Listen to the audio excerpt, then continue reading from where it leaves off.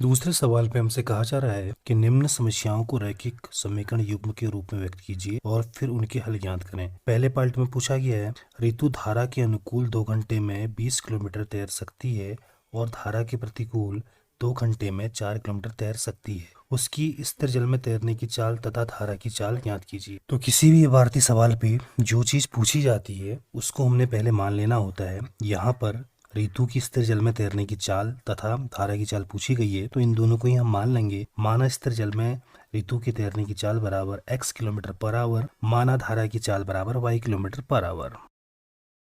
अब हमने x और y के मान निकालने हैं, तो हमने दो समीकरण बनानी होंगी। तो पहले हम आएंगे प्रथम शर्तानुसार, जहां से हम पहली समीकरण बनाएंगे।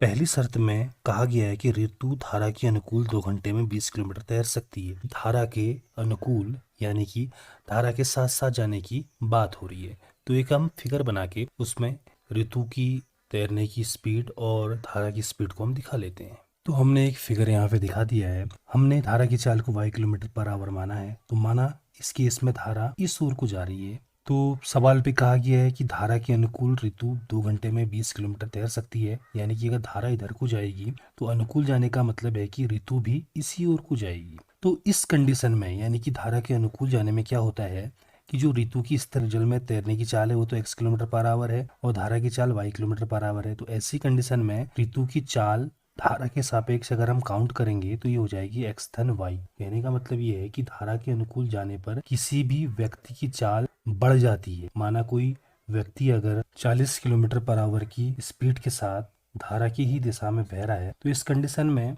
व्यक्ति की अपनी चाल तो काउंट होगी ही, साथ में उसे धारा अपनी चाल से धक्का मारते हुए भी ले जाएगी। तो इस बार इस उदाहरण में 20 किलोमीटर पर आवर की हमने धारा की चाल मानी है, तो अपनी स्पीड से धारा भी अगर धक्का लगाएगी तो इस कंडीशन में जो व्यक्ति की कुल चाल हो जाएगी धारा के सापेक्ष वो हो जाएगी 40 धन 20 यानी कि 60 किलोमीटर पर आवर। तो कहने का मतलब ये है कि धारा के साथ साथ जाने पर किसी भी व्यक्ति की चाल बढ़ जाती है। कितनी बढ़ जाती है?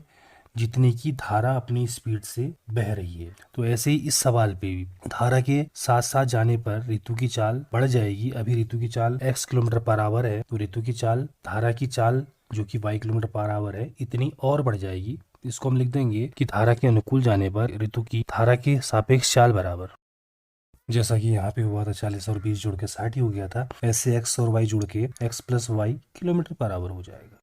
तो इस कंडीशन में ऋतु 2 घंटे में 20 किलोमीटर दूरी तय करती है, तो समय लग रहा है 2 आवर यानी कि 2 घंटे, और दूरी वो तय कर रही है 20 किलोमीटर। तो हम सूत्र लगा देंगे चाल बराबर दूरी बट्टे समय का।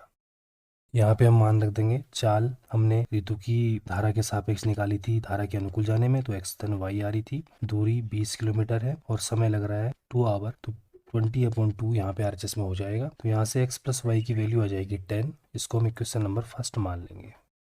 अब हम आएंगे द्वितीय शर्तानुसार में।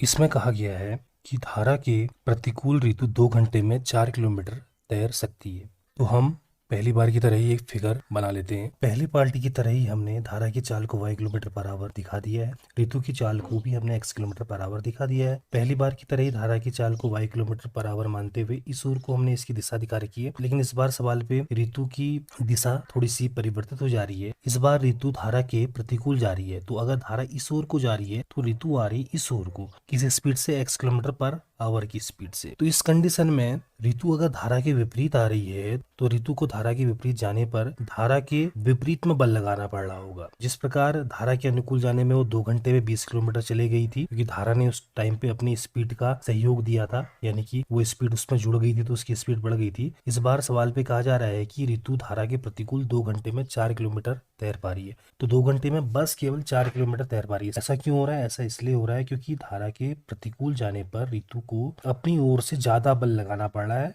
और इस कंडीशन में धारा उसे उल्टी ओर को खींच रही है। तो कहने का मतलब ये है कि अगर माना धारा की चाल है 20 किलोमीटर पर आवर इस ओर को और ऋतु की चाल है इस ओर को 40 किलोमीटर पर आवर, तो इस कंडीशन में ऋतु तो जाना चाह रही है इस ओर को, धारा धक्का दे रही है इस ओर को, तो जो धारा धक्का दे रही है ये चाल इसकी चाल से माइनस हो जाएगी। तो इस कंडीशन में ऋतु को धारा के प्रतिकूल जाने पर धारा के सापेक्ष जो चाल मिलेगी वो मिलेगी 40 - 20 बराबर 20, यानी कि इस चाल से हम इस चाल को माइनस कर लेंगे। तो ये जो एग्जाम्पल मैं यहाँ पे बता रहा हूँ ये इसकी अपेक्षा थोड़े से अलग है। यहाँ पे x और y में चल रहा है, यहाँ 40 और 20 में हम बात कर रहे हैं। यहाँ पे एक बात ध्यान देने योग्य है कि ऋतु की चाल जो हमने 40 किलोमीटर पर आवर मानी है, ये धारा की चाल 20 किलोमीटर पर आवर से ज्यादा मानी है। वो इसलिए ज्यादा मानी है क्योंकि अगर ऋतु की चाल धारा की चाल से कम हो जाएगी तो इस कंडीशन में ऋतु धारा के प्रतिकूल चल ही नहीं पाएगी, वो धारा के साथ साथ बह जाएगी। तो अगर ऋतु को धारा के प्रतिकूल कुछ दूरी तय करनी है तो ऋतु की चाल को हमने ज्यादा ही दिखाना होगा। ये तो हम बात कर रहे थे 40 और 20 में, और ऐसे ही हम बात कर रहे हैं एक्स और वाई वाली स्पीड में। तो यहाँ पे भी ऋतु की चाल धारा की चाल से ज्यादा होगी। अधिकतर लोग ये मानने में थोड़ा सा गलती कर देते हैं, वो सोचते हैं कि धारा की चाल हमेशा ज्यादा होगी। तो ये ध्यान देने योग्य बात है कि अगर कोई भी व्यक्ति धारा के प्रतिकूल जा रहा है तो उस कंडीशन में उसकी चाल धारा की चाल से ज्यादा होगी। तो पहले सवाल की तरह ही हम यहाँ पे लिखेंगे धारा के अनुकूल के बदले प्रतिकूल। धारा के प्रतिकूल जाने पर ऋतु की धारा के सापेक्ष चाल बराबर इस बार हो जाएगी इन दोनों का अंतर, और अंतर में ऋतु की चाल से धारा की चाल माइनस होगी, यानी कि इस बार हो जाएगा x प्लस वाई के बदले x माइनस वाई। इसी को हम लिख लेते हैं। और इस बार हमसे कहा गया है कि धारा के प्रतिकूल जाने पर जो ऋतु है समय लगा रही है पहले वाले पार्ट की तरह ही 2 आवर यानी कि 2 घंटे, लेकिन दूरी जो है पहली बार की अपेक्षा थोड़ा कम तय कर रही है। पिछले बार उसने 20 किलोमीटर तय दूरी की थी, तो इस बार वो 4 किलोमीटर दूरी तय कर रही है। फिर से हम चाल बराबर दूरी बट्टे समय का सूत्र लगाएंगे। इसमें हम मान रख देंगे चाल की जगह पे x माइनस वाई, दूरी की जगह पे 4 और समय की जगह पे 2, तो हो जाएगा x माइनस वाई बराबर 4/2। तो यहाँ से हमें मिल जाना है x minus Y equal to 2। 2 से 4 को डिवाइड किया तो 2 आया। इसको बॉक्स में डाल के क्वेश्चन नंबर सेकंड मान लेंगे। समीकरण 1 तथा 2 अभीष्ट रैखिक समीकरण युग्म है, इसी को हम लिख भी लेते हैं। अब समीकरण 1 और 2 को हमने सॉल्व करके x और y की वैल्यू निकालनी है। तो समीकरण नंबर 1 और 2 को अगर हम जोड़ेंगे तो y विलोपित हो जाएगा और घटाने पे x विलोपित हो जाएगा। तो जोड़ना घटाने की अपेक्षा ज्यादा ईजी है। तो समीकरण नंबर 1 तथा 2 को जोड़ने पर तो समीकरण 1 हमारे पास है x धन y इक्वल टू 10 और समीकरण 2 हमारे पास है x minus Y equal to 2। एक लाइन खींचिए, इन्हें जोड़ने पे y कैंसिल हो जाएंगे, x और x जोड़ के 2x हो जाएगा, 10 और 2 ऐड होके 12 हो जाएगा। तो यहाँ से x की वैल्यू आ जाएगी 12/2, यानी कि x की वैल्यू आ गई 6। एक मान हमें मिल चुका है। x का मान हम समीकरण 1 या 2 किसी में भी रख लें, हम y की वैल्यू निकाल लेंगे। तो हम 1 में रख लेते हैं x का मान समीकरण नंबर 1 में रखने पर। तो यहाँ पे था x धन y बराबर 10, तो यहाँ से मिलना है 6 प्लस वाई इक्वल टू 10।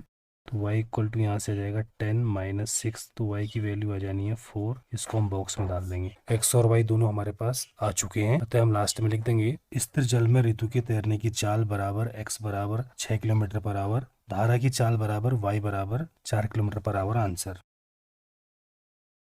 तो ये हमारे आंसर हो चुके हैं। उत्तर की जांच करने के लिए हमारी जो x और y की वैल्यू क्रमशः 6 और 4 निकल के आई है, उन वैल्यूज को हम समीकरण 1 और 2 के LHS में रख के देखते हैं। अगर RHS आ गया तो समीकरण संतुष्ट हो जाएगी। इनका LHS है x धन y। यहाँ पे अगर हम x की वैल्यू रखते हैं तो 6 धन y की वैल्यू रखते हैं तो 4, ये हमारे हिसाब से आता है 10, और यहाँ का RHS भी 10 है, तो RHS यहाँ पे मिल चुका है। तो ये समीकरण तो सेटिस्फाई हो रही है। ऐसे हम इसके LHS में मान रखेंगे x और y का। x की जगह पे 6, y की जगह पे हमने रखा 4, तो हमारे हिसाब से आता है 2, और यहाँ का RHS भी 2 है, यानी कि RHS आ रहा है। ये समीकरण भी सेटिस्फाई हो रही है। इसका मतलब कि ये जो हमारे आंसर मिल रखे हैं ये बिल्कुल सही है।